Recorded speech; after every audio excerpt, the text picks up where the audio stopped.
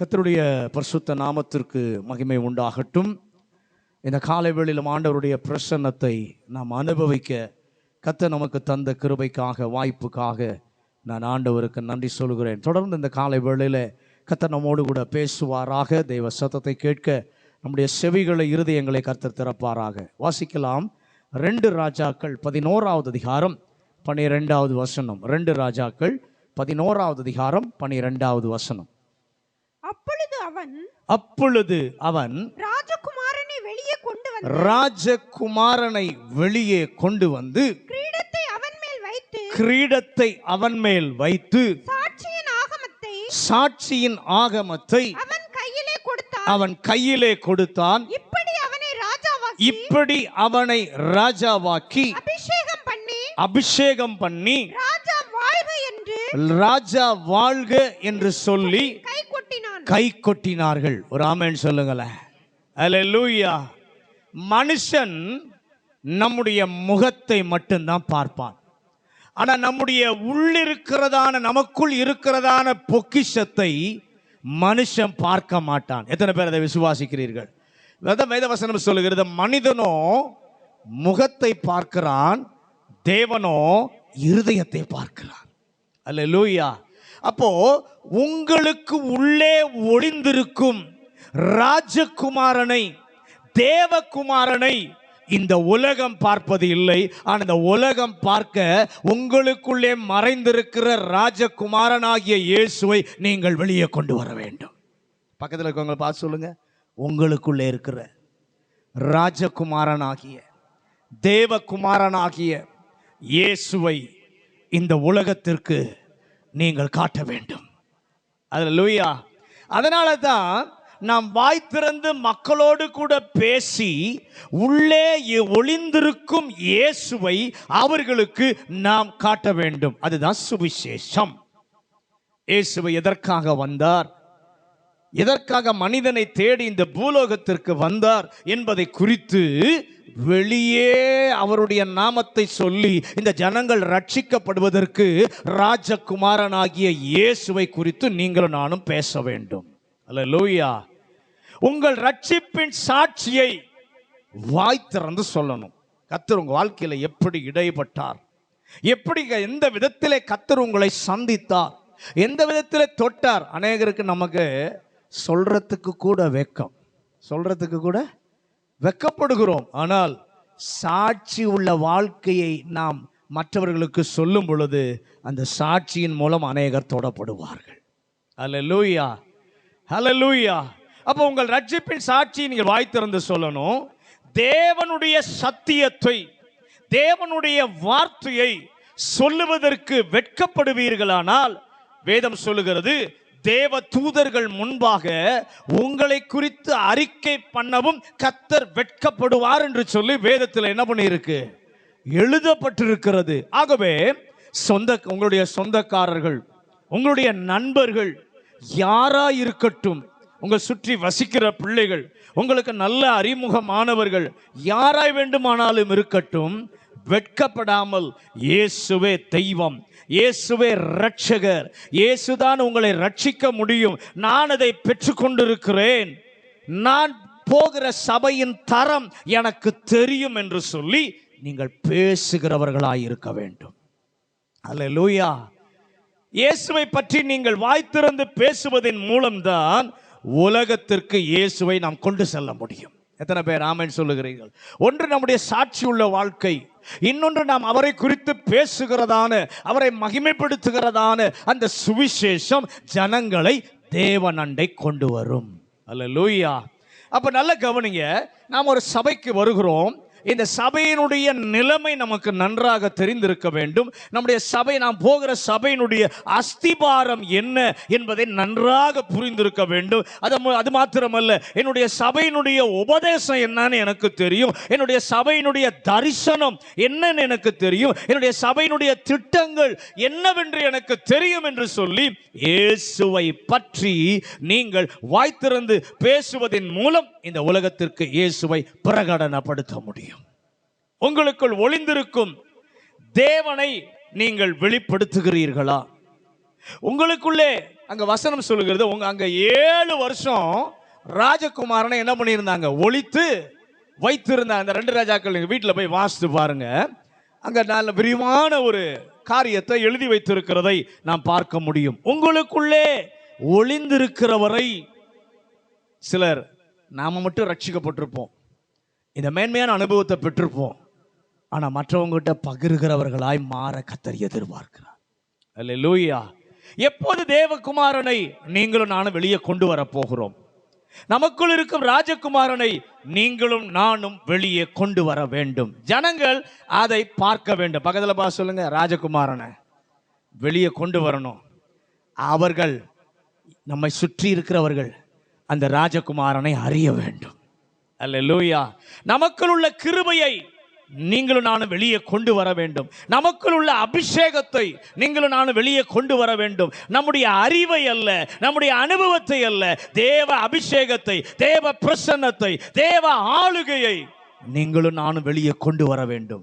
ஆகையால் தேவகுமாரனை வெளிப்படுத்துங்கள், பேச்சால் வெளிப்படுத்துங்கள், உங்கள் நடக்கையிலே ராஜகுமாரனை வெளிப்படுத்துங்கள், உங்களுடைய பார்வையிலே ராஜகுமாரனை வெளிப்படுத்துங்கள், உங்களுடைய நீங்கள் கேட்கிற, நீங்கள் ஆண்டவர் உங்களுக்கு சொல்லிக் கொடுக்கிற சத்தியத்திலே நடந்து உங்கள் ராஜகுமாரனை என்ன பண்ணுங்கள், வெளி உலகத்திற்கு வெளிப்படுத்துங்கள்.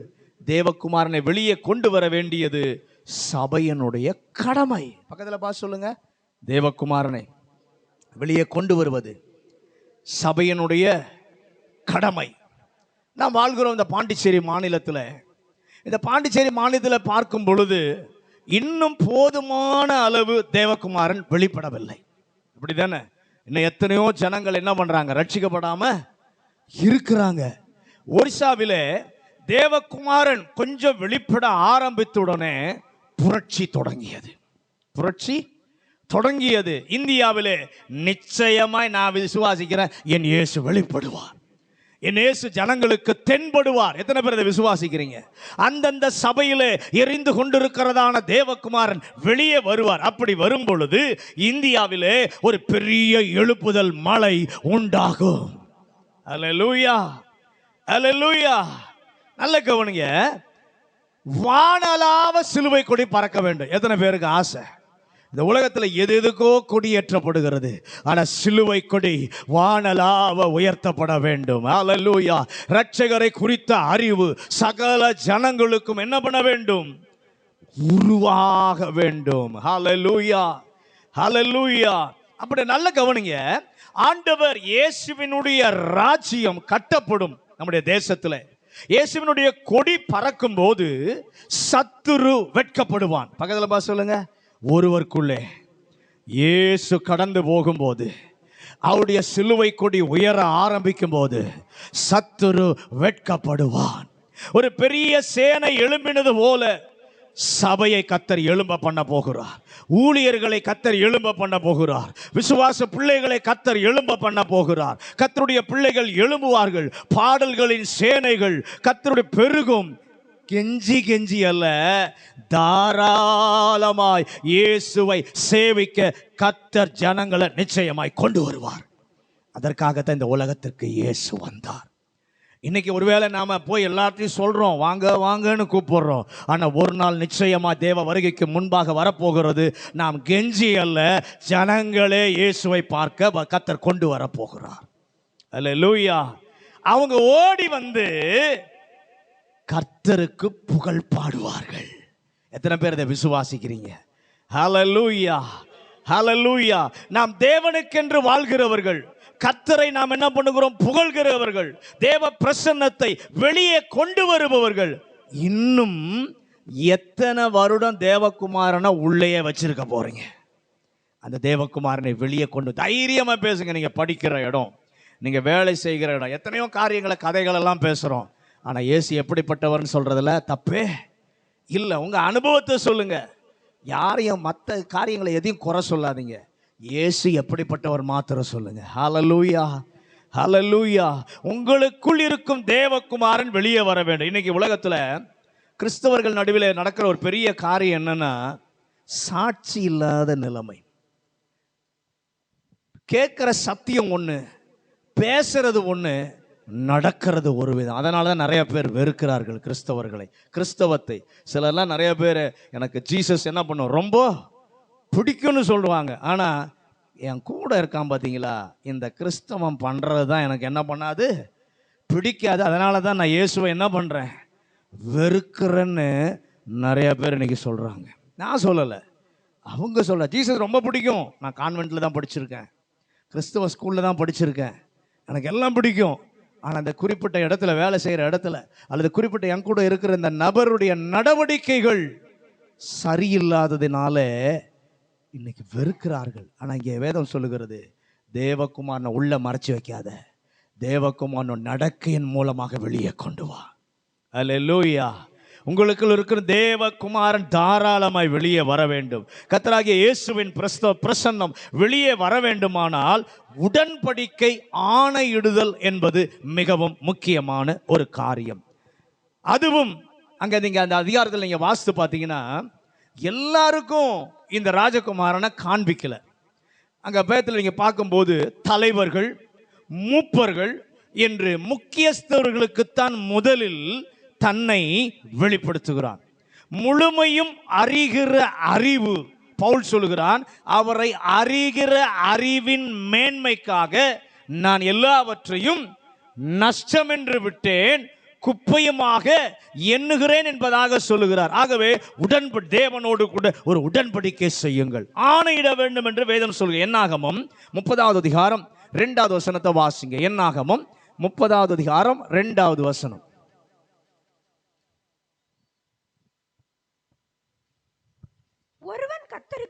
ஒருவன் கர்த்தருக்கு யாதொரு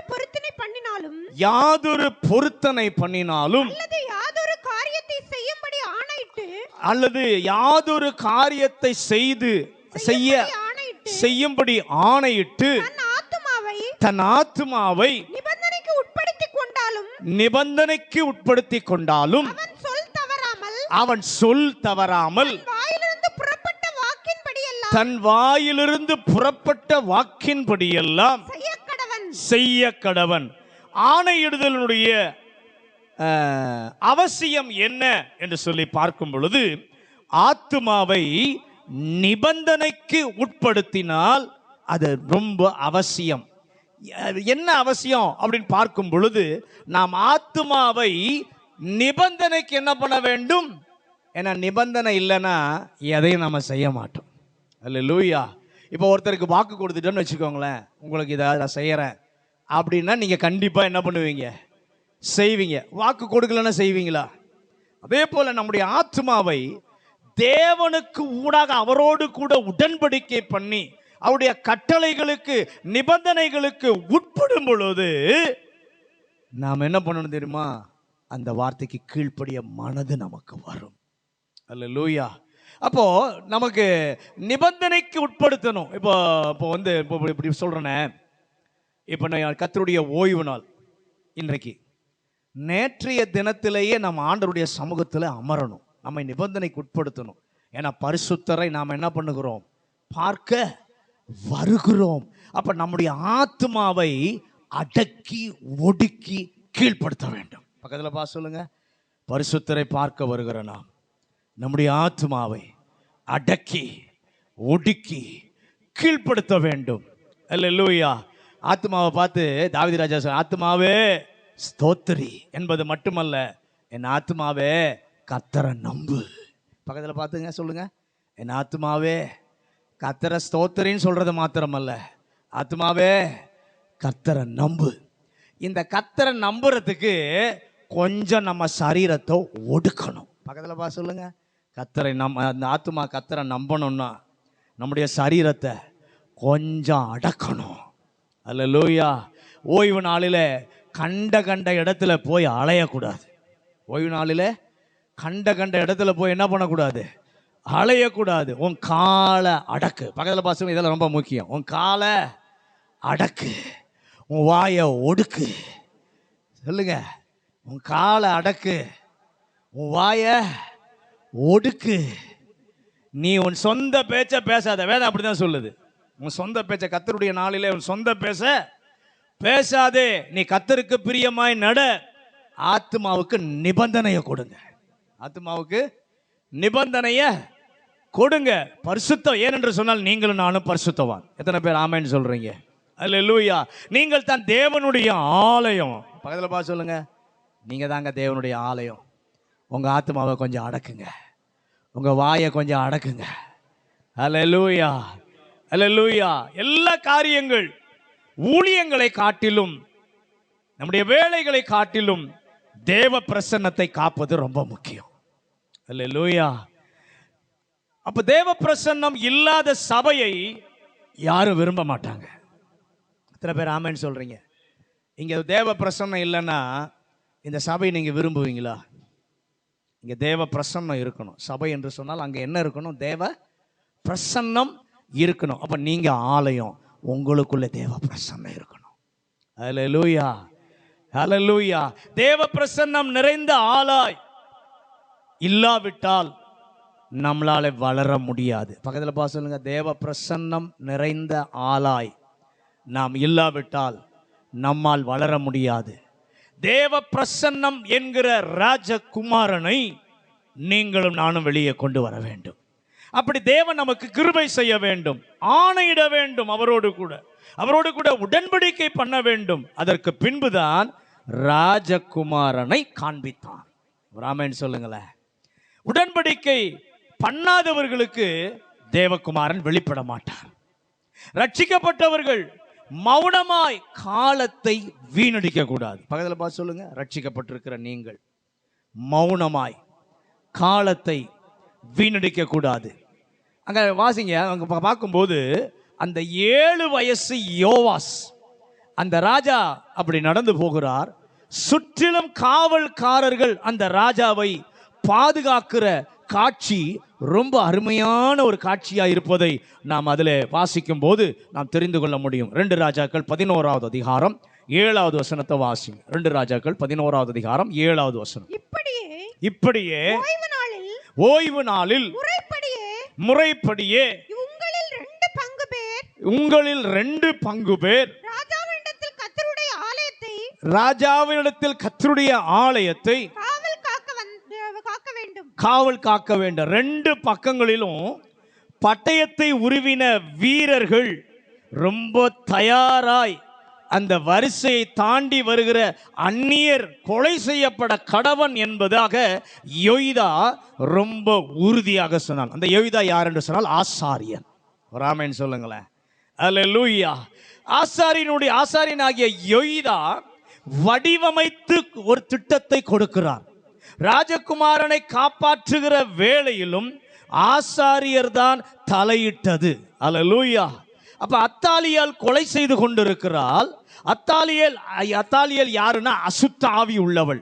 இந்த கடைசி காலத்திலே வரக்கூடிய பாபிலோனிய அந்தி கிறிஸ்துவின் ஆவி அது. இந்த ஆவி ராஜகுமாரர்களை கொன்று போடும். இந்த ஆவி என்ன பண்ணும்? ராஜகுமாரர்களை கொன்று போடும். ஆனால் யோய்தா ஊழியக்காரர்கள், கடைசி கால ஊழியக்காரர்கள், தீர்க்கதரிசிகள், அப்போஸ்தலர்கள், மேய்ப்பர்கள், இவர்கள் ராஜகுமாரனை காப்பாற்றுவதிலே கவனமாயிருக்க வேண்டும். அல்லேலூயா. சுற்றிலும் பட்டயம் உருவின வீரர்களை காவலுக்கு வைத்தான் என்று சொல்லி நாம் வேதத்தில் அந்த 2 ராஜாக்களிலே நாம் வாசிக்கிறோம். அந்த வரிசையை தாண்டி யாரும் உள்ளே வருவார்களானால் அவங்களை என்ன பண்ணணும்? கொலை செய்யணும். நீங்க 11வது அதிகாரம் 8வது வசனத்தை வாசிங்க. 2 ராஜாக்கள் 11வது அதிகாரம் 8வது வசனம். நீங்கள் அவரவர் தங்கள் ஆயுதங்களை கையிலே பிடித்தவர்களாய் ராஜாவை சுற்றிலும் வரிசையாய் நின்று கொண்டிருக்க வேண்டும். வரிசைக்குள் புகுந்து வருகிறவன் கொலை செய்யப்பட கடவன். ராஜா வெளியே போகும்போதும் உள்ளே வரும்போதும் நீங்கள் அவரோட கூட இருங்கள் என்றான். ஆசாரியன் கட்டளை போடுகிறார். காவலிலே வரிசையில் ஒழுங்கு உண்டு. தேவ பிரசன்னத்தை காக்க ஒழுங்கு இருக்கிறது. பக்கத்தில் பார்த்து சொல்லுங்க, தேவ பிரசன்னத்தை காப்பதற்கு ஒழுங்கு இருக்கிறது. சபைக்குள்ளே ஒழுங்கு இருக்க வேண்டும். நல்ல கவனிங்க. பக்கத்தில் பார்த்து சொல்லுங்க, சபைக்குள்ளே ஒழுங்கு இருக்க வேண்டும். ஒழுங்கில்லாத சபையை கர்த்தர் மதிக்க மாட்டார். ஒழுங்கில்லாத சபையை கர்த்தர் மதிக்க மாட்டார். நாம தேவனுடைய ஆலயம். ஒழுங்கு இல்லைன்னா இந்த ஆலயத்தை கர்த்தர் என்ன பண்ண மாட்டார்? மதிக்க மாட்டார். ஒழுங்கில்லாத சபை கர்த்தருடைய சபை அல்ல. ஒழுங்கில்லாத சபை. ஏன்னா ஒரு வசனம் அழகா சொல்ல, அடிக்கடி சொல்லுவேன், எல்லா காரியமும் ஒழுங்கும் கிரமமாய் செய்யப்பட கடவுது என்று சொல்லி வேதத்தில் நாம் வாசிக்கிறோம். அப்போ நம்முடைய தேவன், நீங்கள் சிருஷ்டிப்புலையும் பாருங்க, ஒழுங்காய் கர்த்தர் ஒவ்வொரு நாளும் செய்ய வேண்டியதை கர்த்தர் படைத்தார். நம்முடைய தேவன் ஒழுக்கத்தை ஒழுங்காய் கிரமமாய் செய்யப்படுவதை விரும்புகிற ஒரு தேவன். இன்னும் சொல்லி நீங்கள் வேதத்தில் வாசித்து பார்த்தீங்கன்னா, ஒருவன் மல்யுத்தம் பண்ணினாலும் சட்டத்தின்படி மல்யுத்தம் பண்ணாவிட்டால் அவன் முடிசூட்டப்படான் அப்படின்னு வேதம் சொல்லுகிறது. அப்போ ஊழியம் செய்தாலும் தேவ வசனமாகிய சட்டத்தின்படி தான் செய்யணும். பக்கத்தில் சொல்லுங்க, ஊழியம் செஞ்சாலும் எந்த காரியம் செஞ்சாலும் தேவனுடைய சட்டத்தின்படி தான் செய்யப்பட வேண்டும். அப்படித்தான் ஆண்டவர் ஒழுங்கை வைத்திருக்கிறார். உங்க குடும்ப ஒழுங்கை சபையில தான் கற்றுக்கொள்ள முடியும். ஒரு ஆமென் சொல்லுங்களேன். சபை கற்றுத்தருகிற ஸ்கூல். பக்கத்தில் சொல்லுங்க, உங்க குடும்பத்தை நடத்துவதற்கு ஒழுங்கை கற்றுக் கொடுப்பது சபை. கணவன் மனைவிக்குரிய ஒழுங்கை சபையில தான் படிக்கணும். வசனத்தின் மூலமாக தான் படிக்கணும். கீழ்ப்படிதல் என்னும் ஒழுங்கு சபையில தான் படிக்கணும். எப்படி மேய்ப்பருக்கு கீழ்ப்படுகிறாயோ அதே போல உன் குடும்பத்திற்கும் நீங்கள் கீழ்ப்படியணும். முதல்ல நம்முடைய மேய்ப்பராகிய இயேசுவுக்கு நாம் எல்லாரும் கீழ்ப்படுகிறோம். சபைக்கு வரும்போது ஒரு ஒழுங்கை கர்த்தர் வச்சிருக்கிறார். இங்கே ஒரு மேய்ப்பன் கொடுக்கிற ஒழுங்குக்கு எல்லாரும் கீழ்ப்படுகிறோம். அதே போல உங்க வீட்டுக்குள்ளேயும் ஒருவருக்கொருவர் கீழ்ப்படியணும். அல்லேலூயா. அப்படி அந்த ராஜகுமாரனை பாதுகாத்து வரிசைகள் எழுதப்பட்டது. அது மாத்திரமல்ல, இந்த யோய்தா செய்த அடுத்த காரியத்தை நீங்க பார்க்கும் பொழுது 2 ராஜாக்கள் 11வது அதிகாரம் 10வது வசனத்தையும் 11வது வசனத்தையும் வாசிங்க. 2 ராஜா. ஆசாரியன் கர்த்தரின் ஆலயத்தில் தாவீது ராஜா வைத்திருந்த ஈட்டிகளையும் கேடகங்களையும் 100 பேருக்கு அதிபதிகளிடத்தில் கொடுத்தான். காவலாளர் அவரவர் தங்கள் ஆயுதங்களை பிடித்தவர்களாய் வலது பக்கம் தொடங்கி அதன் இடது பக்கம் மட்டும் பலிபீடத்திற்கு எதிராகவும் ஆலயத்துக்கு எதிராகவும் ராஜாவை சுற்றிலும் நின்றார்கள். நல்ல கவனிங்க. அவன் வைத்திருந்த ஈட்டிகளையும் கேடகங்களையும் நன்றாய் கவனிக்கணும். தாவீது ராஜா எப்பயோ வாழ்ந்தவன். நன்றாய் அவன் தன்னுடைய ஈட்டி கேடகத்தை தன்னுடைய வீட்டிலே வைக்காமல் ஆலயத்தில் வைத்து பாதுகாத்தான். அப்ப கர்த்தருடைய ஆலயம் ஆயுதங்களை பாதுகாக்கிற ஒரு இடம். இதற்கு உதாரணமாக தாவீதினுடைய முந்தைய காலத்தை யோசித்து பார்த்தால், அவன் ஏலே பள்ளத்தாக்கிலே கொன்று போட்டதான கோலியாத்தின் பட்டயம் கர்த்தருடைய ஆலயத்திலே ஒரு புடவையிலே சுருட்டி வைக்கப்பட்டிருந்தது. அதை அபிமெலேக்கு என்கிற ஆசாரியன் எடுத்து தாவீதிற்கு என்ன பண்ணான்? கொடுத்தான். அதற்கு நிகரில்லை என்று தாவீது கோலியாத்தின் பட்டயத்தை எடுத்து சென்றான் என்று 1 சாமுவேல் 21வது அதிகாரத்திலே நாம் வாசிக்க முடியும். அப்ப கோலியாத்தின் பட்டயத்தை கூட எடுத்துக்கொண்டு அதை கர்த்தருடைய ஆலயத்தில் வைத்து என்ன பண்ணான்? பாதுகாத்தான். தாவீது தான் உபயோகித்ததான ஈட்டிகளையும் கேடகங்களையும் அவன் கர்த்தருடைய ஆலயத்தில் பாதுகாத்தான். அது 2 காரியத்தை காட்டுகிறது. ஒன்று, நான் என் ஆயுதங்களை ஆலயத்திலே வைத்து பாதுகாக்க வேண்டும். ஏனென்றால் நான் ஆயுதங்களை நம்புகிறதல்ல, கர்த்தர் ஈட்டியினாலும் கேடகத்தினாலும் ரட்சிக்கிறவர் அல்ல, அவருடைய நாமத்தினாலே நம்மை ரட்சிக்கிறவர். அல்லேலூயா என்பதை உறுதிப்படுத்தும்படி ஆலயத்திலே ஆயுதங்களை கொண்டு வந்து சேர்த்து ஆயுதங்கள் பாதுகாக்கப்பட்டது.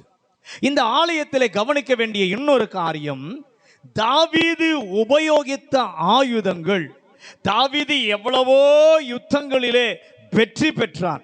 அவனுடைய வெற்றியின் ஆயுதங்கள் பாதுகாக்கப்பட்ட இடம்தான் தேவனுடைய ஆலயம். அப்ப நானும் சரி நீங்களும் சரி எவ்வளவோ இந்த உலகத்திலே வெற்றிகளை பெற்றிருக்கலாம், பல காரியங்களை நாம் சாதித்திருக்கலாம். நமக்கு வெற்றி கொடுத்து வந்தது ஆயுதங்கள் அல்ல, சர்வாயுதமான கர்த்தருடைய பிரசன்னம். எந்த ஆயுதம்? திறமை, தாளந்து, ஆண்டவர் கொடுத்த அறிவு, சாமர்த்தியம், புத்தி, நாம தப்பி பிழைப்பதற்கு தேவன் கொடுத்த ஆயுதங்களை தேவ சபையிலே கொண்டு வந்து சரணடைய வைக்க வேண்டும். அல்லேலூயா. அவைகளை பாதுகாக்க வேண்டியது அவசியம். ஏனென்றால் அது நம்முடைய பிள்ளைகளுக்கு உதவும். இப்ப தாவீது கொண்டு வந்து வைத்த ஈட்டியும் கேடகமும், தாவீது மரித்த பின்பு யோய்தா அதை எடுத்து 100 பேருக்கு அதிபதிகளுக்கு கொடுத்து, இதை வைத்து ராஜகுமாரனை பாதுகாத்து கொள்ளுங்கள் என்று சொல்வதை நாம் அந்த பகுதியில் என்ன பண்ண முடியும்? வாசிக்க முடியும். அப்ப நம்முடைய முற்பிதாக்கள் வைத்த ஆயுதங்களை நீங்களும் நானும் பயன்படுத்த வேண்டும். அல்லேலூயா. நம்முடைய முற்பிதாக்கள் என்ன ஆயுதங்களை வைத்திருந்தார்கள்? கொஞ்சம் வேகமாக நான் சொல்லி முடிக்கிறேன். அவர்கள் ஜெபம் பண்ணுகிறவர்களாக இருந்தார்கள். அவங்க யூஸ் பண்ண ஆயுதம் என்ன? ஜெபம் பண்ணுகிறவர்களாக இருந்தார்கள். அவர்கள் மேலே அபிஷேகம் இருந்தது. பக்கத்தில் பார்த்து சொல்லுங்க, நம்முடைய முற்பிதாக்கள் ஜெபம் பண்ணுகிறவர்களாக இருந்தார்கள். நம்முடைய முற்பிதாக்களின் மேலே அபிஷேகம் இருந்தது.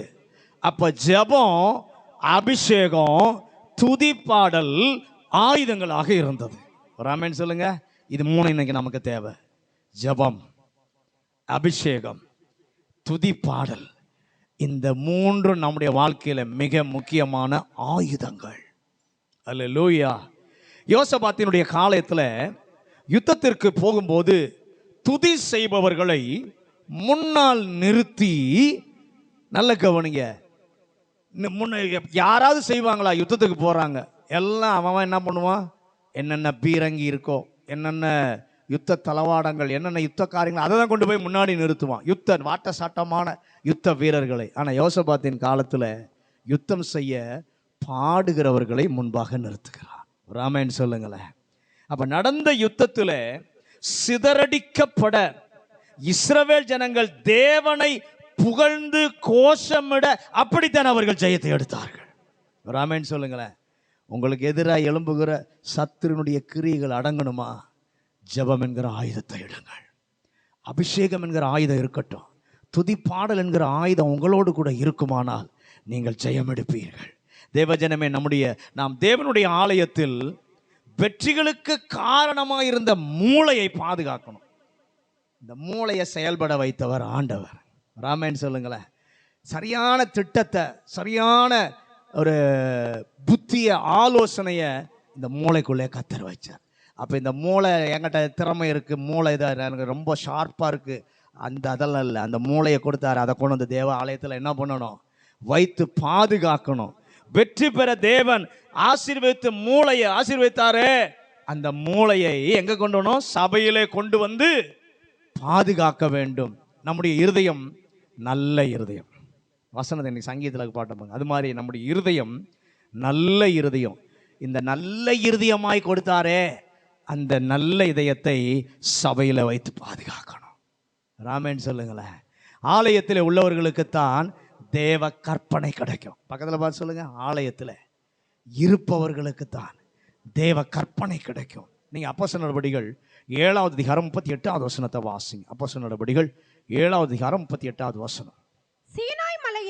சீனாய் மலையில் தன்னுடனே பேசின தூதனோடும் நம்முடைய பிதாக்களோடும் கூட வனாந்திரத்திலே சபைக்குள்ளே இருந்தவனும் நமக்கு கொடுக்கும்படி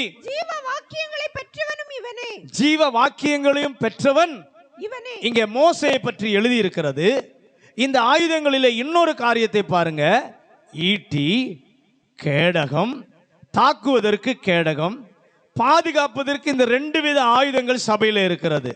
அட்டாக் பண்ற பிரேயர், ப்ரொடெக்ட் பண்ற பிரேயர். ஒரு ஆமென் சொல்லுங்களேன். ஹல்லேலூயா. நல்ல நல்ல நல்ல பக்கத்தில் பார்த்து சொல்லுங்க. அட்டாக் பண்ற பிரேயர், ப்ரொடெக்ட் பண்ற பிரேயர். ஹல்லேலூயா. நல்ல கவனிங்க, இது ரெண்டும் சபையில் இருக்கணும். அப்ப தேவனால் பிறந்தவன் தன்னை பாதுகாக்கிறான். ஒரு ஆமென் சொல்லுங்களேன். தேவனால் பிறந்தவன் தன்னை பாதுகாக்கிறான். பாதுகாப்பு ஜெபமும் ஆலயத்தில் இருக்கிறது. நான் சொன்னது போல தாக்குகிற ஜெபமும் இருக்கிறது, பாதுகாக்கிற ஜெபமும் இருக்கிறது. அல்லேலூயா. என்ன நடந்தது? ஒரு நாள் வந்தது. 2 ராஜாக்கள் 11வது அதிகாரம் 12வது வசனம். 2 ராஜாக்கள் 11வது அதிகாரம் 12வது வசனம். அப்பொழுது அவன் ராஜகுமாரனை வெளியே கொண்டு வந்து கிரீடத்தை அவன் மேல் வைத்து சாட்சியின் ஆகமத்தை அவன் கையிலே கொடுத்தான். இப்படி அவனை ராஜாவாக்கி அபிஷேகம் பண்ணி ராஜா வாழ்க என்று சொல்லி கை கொட்டி. இப்ப நாம அதை தான் செய்ய போறோம். நமக்கு ராஜா யார்? கர்த்தராய் இருக்கிற இயேசு கிறிஸ்து. ஹல்லேலூயா, ஹல்லேலூயா. சத்தமிட்டு எல்லாரும் சொல்லுங்க, கர்த்தராகிய இயேசு. சின்ன பிள்ளைகளா இருந்தாலும், வாலிப பிள்ளைகளா இருந்தாலும், பெரியோர் முதியோர் எல்லாரும் சொல்லுங்க, எனக்கு ராஜா என் ஆண்டவராகிய இயேசு கிறிஸ்து. ஹல்லேலூயா. ஏரோது 2 வயதிற்கு கீழ்ப்பட்ட பிள்ளைகளை எல்லாம் கொலை செய்ய சொன்னான். அத்தாலியலுடைய அகோர கொலை பாதகம் நடந்தபோது குழந்தையை காப்பாற்றி எகிப்திற்கு கொண்டு போய் ஒளித்தார்களே, அதே போலத்தான் இன்றைக்கு இயேசுவின் பிரசன்னத்திற்கு அதிக ஆபத்துண்டு. அல்லேலூயா. ஆனால் தேவ சபையிலே பாதுகாக்கப்பட்டு வருகிறார். ஆட்கள் அவரோடு கூட உடன்படிக்கை பண்ணி ஆணையிட வைத்து ஆயுதங்கள் கொடுத்த பின்பு இப்போது மக்கள் எல்லாம் வெளியே காத்திருக்கிறார்கள். மூப்பர்கள் 100 பேருக்கு அதிபதிகளும் காவலாளர்களும் சூழ இந்த ராஜகுமாரனை வெளியே கொண்டு வந்து, இன்று ஒரு முக்கியமான வார்த்தை, வெளியே கொண்டு வருதல். ராஜகுமாரனை வெளியே கொண்டு வந்து இவ்வளவு நாள் மக்கள் நினைத்தார்கள், எங்களுக்கு ராஜா இல்ல, ராஜா பிள்ளைகள் எல்லாம் செத்துட்டாங்க, ராஜாவுடைய பிள்ளைகள் எல்லாம் என்ன பண்ணிட்டாங்க? செத்துட்டாங்க, எங்களை நடத்த ராஜா இல்லைன்னு நினைச்சாங்க. இப்போது யோய்தா என்கிற ஊழியக்காரன் ராஜகுமாரனை வெளியே கொண்டு வந்து சாட்சி ஆகமத்தை அவன் கையிலே கொடுத்து, அதாவது நாட்டை நீ எப்படி ஆள வேண்டும் என்கிற சாட்சி ஆகமத்தை 7 வயது சிறுவன் கையிலே கொடுத்து அவனை சிங்காசனத்தில் உட்கார வைத்து எல்லா மக்களுக்கும் முன்பாக ராஜா வாழ்க என்று சொல்லி பெரியவர்களும் தலைவர்களும் மூப்பர்களும் நாட்டு மக்களும் சிறியவர்களும் பெரியவர்களும் கை கொட்டினார்கள். அல்லேலூயா. ஏன் சபையில கை தட்டுகிறோம் என்றால், இப்ப புரிந்து கொள்ளுங்க, தேவகுமாரனை வெளியே கொண்டு வர்றவங்கெல்லாம் கையை தட்டி கர்த்தரை மகிமைப்படுத்த வேண்டும், கர்த்தரை ஆராதிக்க வேண்டும். அல்லேலூயா. இப்பதான் இந்த ஆயுதம், இந்த மியூசிக் இதெல்லாம். அப்ப எதுனா வேதம் சொல்லுகிறது, கைத்தாளத்தோடும் ஓசையுள்ள கைத்தாளத்தோடும் என்ன பண்ணணும்? கர்த்தரை பாடி என்ன பண்ணணும்? துதிக்க வேண்டும். அல்லேலூயா. உங்க வீட்டில், உங்க இருதயத்தில், சபையில இயேசுவுக்கு இடம் இருக்கிறதா? அதை மட்டும் இந்த காலை வேளை சிந்தித்து பாருங்கள். எங்கோ பிறந்தோம், எங்கோ வளர்ந்தோம், எங்களை இந்த சபையிலே கூட்டி சேர்த்தீரே. அல்லேலூயா. எங்கள் எல்லாருக்கும் இரட்சகராய், மீட்பராய், தெய்வமாய், பரிகாரியாய் இருக்கிற நேசரே, நீர் வந்து எங்கள் நடுவிலே அமரணும். அல்லேலூயா. இந்த சபையிலே நீர்தான் தலை. சொல்லுகிறவங்களாம் கையை உயர்த்தி, இந்த சபையிலே எங்கள் ராஜாவாகிய தேவன் நீரே தலை. இன்றைக்கு இயேசுவை சிம்மாசனத்தில் உட்கார வைத்து நாம் எல்லாரும் கைத்தட்டி அவரை மகிமைப்படுத்த வேண்டும். ராஜகுமாரனை இயேசுவுக்கு முன்பாக முழங்கால் படியிடலாமா? எல்லாரும் முழங்கால் படியிடுங்க. இது கர்த்தருடைய நாள், இதிலே களிகூர்ந்து மகிழ கடவோம். மகனே மகளே, உனக்கும் உன் வீட்டிற்கும் சபைக்கும் ஒரு சுரங்க பாதை இருக்கா? தேவ சபையோடு உடன்படிக்கை பண்ணியிருக்கிறாயா? உன் ஆத்மாவை நிபந்தனைக்கு உட்படுத்தி இருக்கிறாயா? ராஜகுமாரனை வெளியே கொண்டு வா, உன் வட்டாரத்திற்கு வெளியே கொண்டு வா, உன்னுடைய தெருவிற்கு ராஜகுமாரனாகிய இயேசுவை வெளியே கொண்டு வா, உன் பட்டணத்திற்கு ராஜகுமாரனாகிய இயேசுவை வெளியே கொண்டு வர வேண்டும். என்னுடைய சொந்தக்காரர்கள், என்னுடைய பக்கத்து வீட்டுக்காரர்கள், என்னுடைய தெருவில் உள்ளவர்கள், என்னுடைய நண்பர்கள் எல்லாரும் இயேசுவை காணும்படி இந்த இயேசுவை நான் வெளியே கொண்டு வர வேண்டும். வெளியே கொண்டு வரணும். புதைச்சி வச்சது போதும், மறைச்சு வச்சது போதும். 7 வருஷம் அவனை மறைச்சு வச்சாங்க.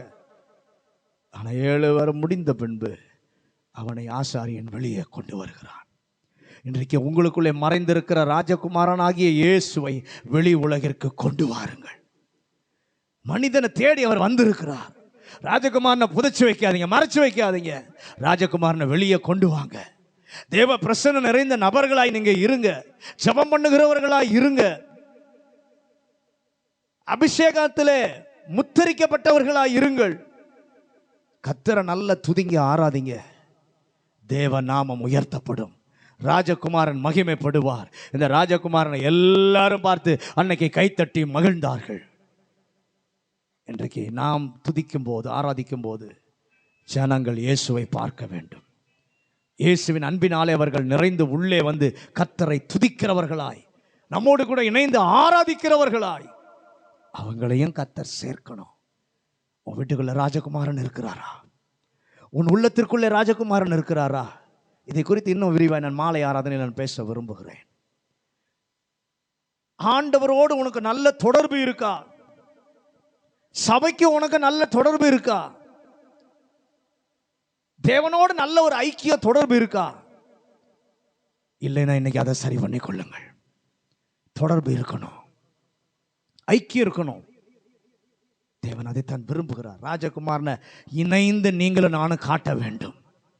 ராஜகுமாரனை எப்படியாவது சகல ஜனங்களும் அறியணும்.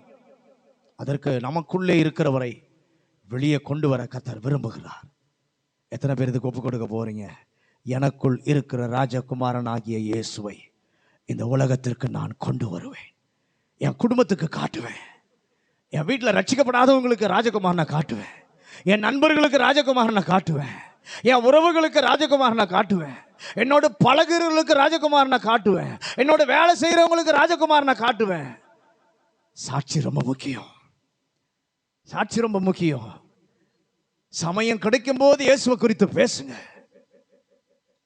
நிச்சயமா ராஜகுமாரன் இந்த தேசத்தில் வெளிப்படுவார். ஒரு எழுப்புதல் உண்டாகும். இந்த தேசம் இயேசுவை அறியும். கர்த்தர் கிரியை செய்யட்டும். பரலோக பிதாவே, உம்மை நன்றியோடு துதிக்கிறேன். இந்த நல்ல வேளையிலே உம்மை நாங்கள் துதிக்கிறோம். எங்களுக்குள்ளே வாசம் செய்தவர், எங்களோடு கூட பேசினவர்.